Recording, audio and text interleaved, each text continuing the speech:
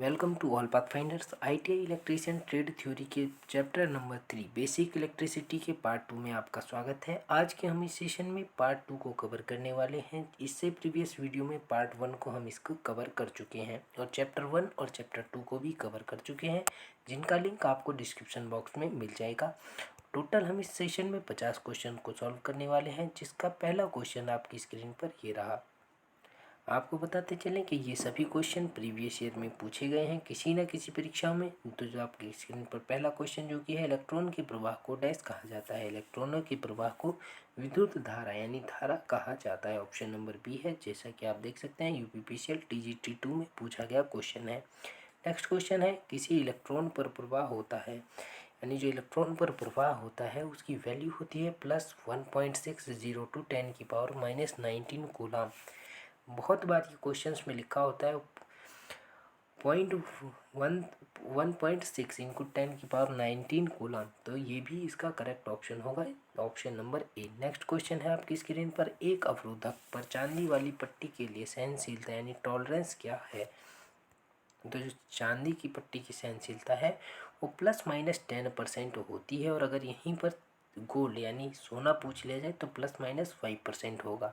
तो इस क्वेश्चन का correct option option number D है, ±10%। नेक्स्ट क्वेश्चन है, एम्पियर डैश की एसआई इकाई होती है, यानी एम्पियर किसकी एसआई मात्रक है। तो विद्युत धारा का एसआई मात्रक एसआई होता है, तो एम्पियर होता है।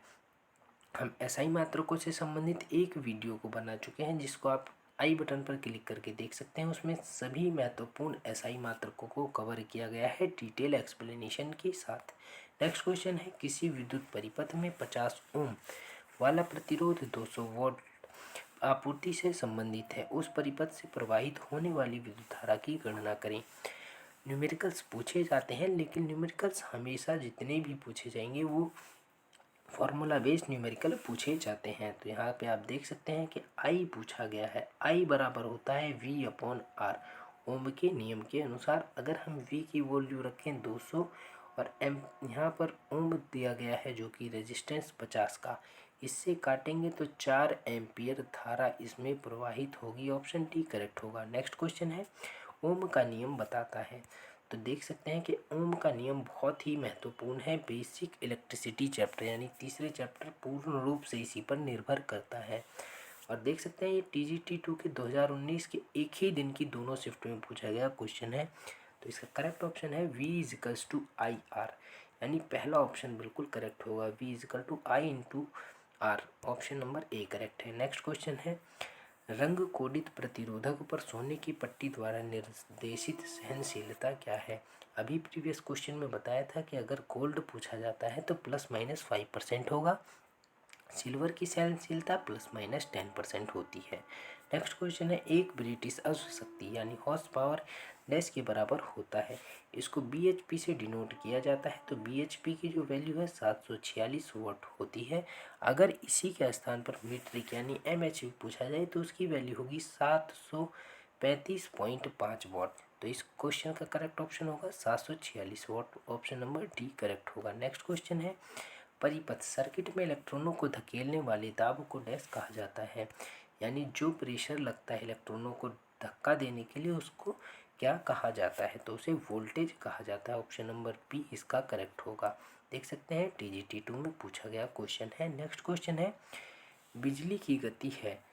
ऑप्शन आपके सभी डिटेल में दिए गए हैं, यानी पावर्स में ना दे करके एक्सटेंडेड फॉर्म में दिया गया है और सभी मीटर पर सेकेंड में है। तो इसका करेक्ट ऑप्शन जो कि होगा ऑप्शन नंबर सी, 286,000 मीटर पर सेकेंड, यानी ये ऑप्शन बिल्कुल करेक्ट होगा।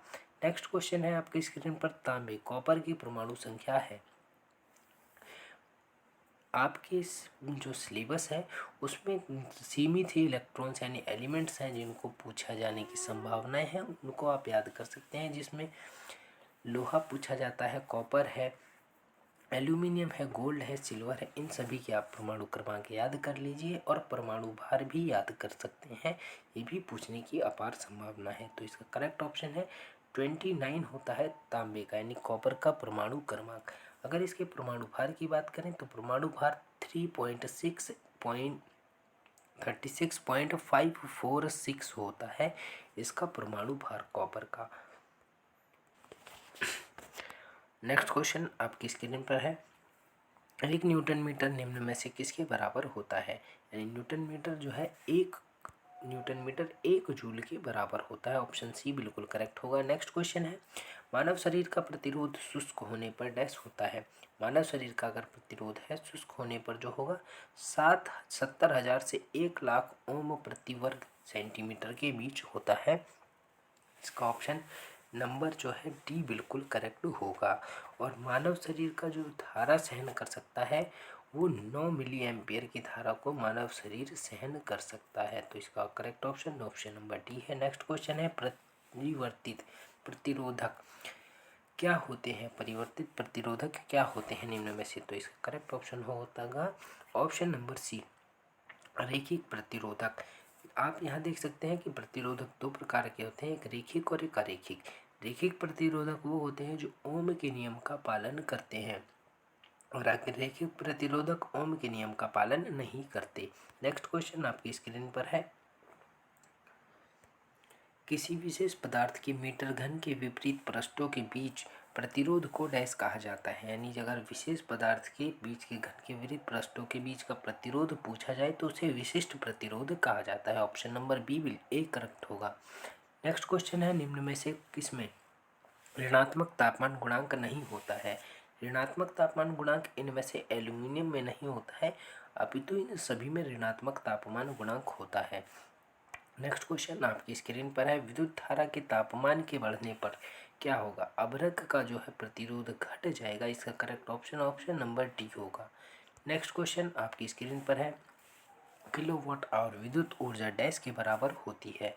यानी अगर किलोवाट ऊर्जा पूछी जाएगी तो 860 किलो कैलोरी के बराबर होती है। ऑप्शन नंबर डी बिल्कुल करेक्ट होगा। नेक्स्ट क्वेश्चन है, उच्च तापमान पर प्रतिरोध में वृद्धि दिखाने वाले पदार्थ डैश होते हैं। यानी अगर तापमान उच्च है और प्रतिरोध में वृद्धि दिखाएंगे उन्हें धनात्मक तापमान गुणांक पदार्थ कहा जाता है। ऑप्शन सी बिल्कुल करेक्ट होगा।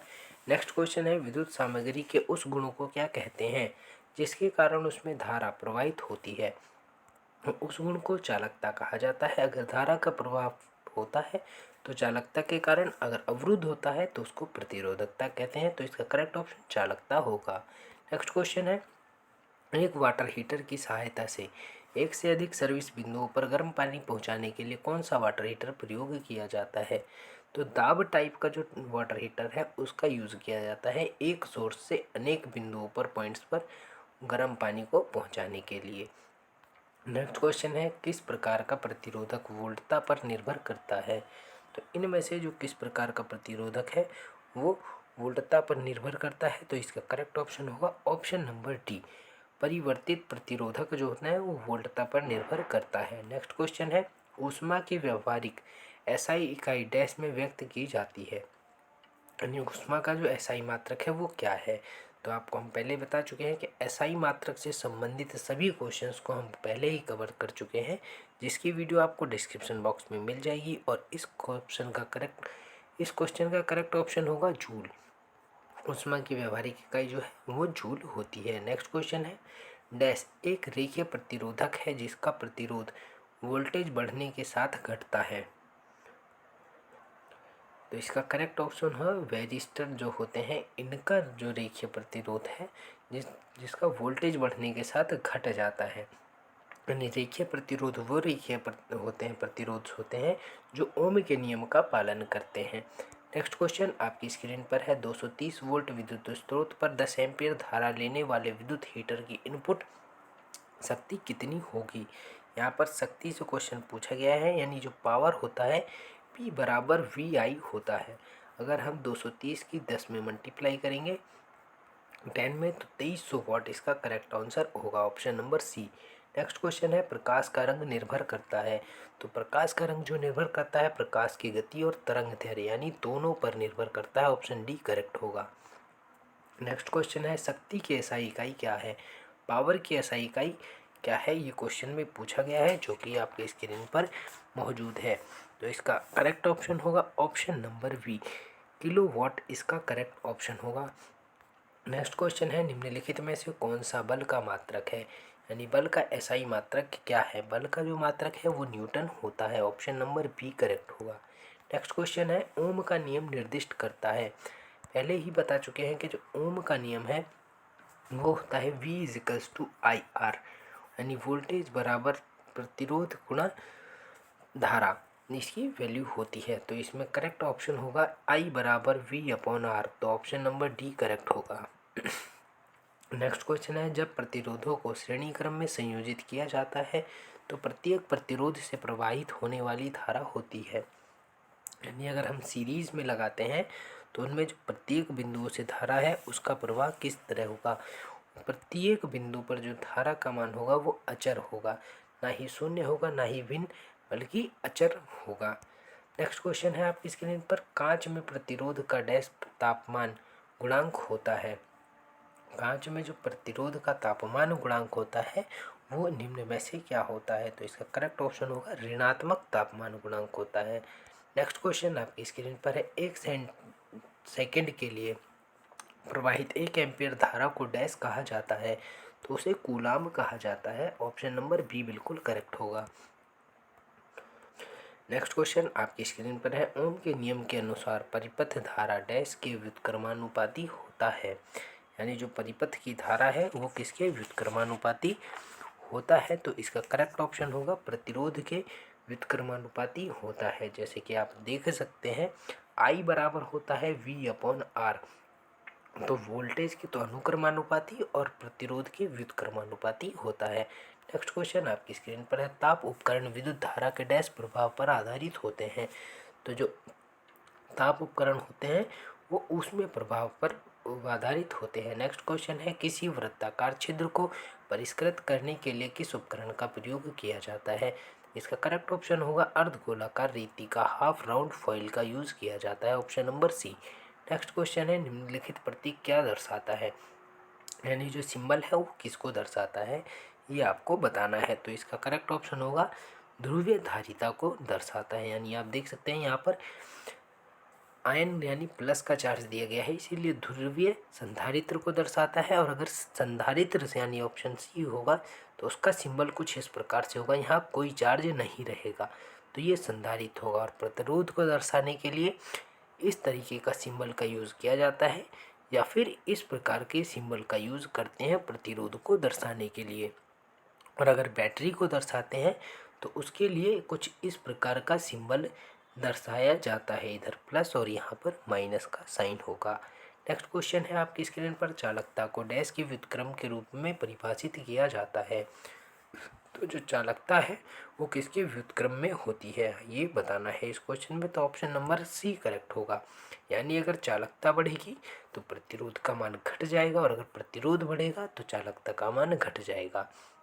ये एक दूसरे के व्युत्क्रम में होते हैं।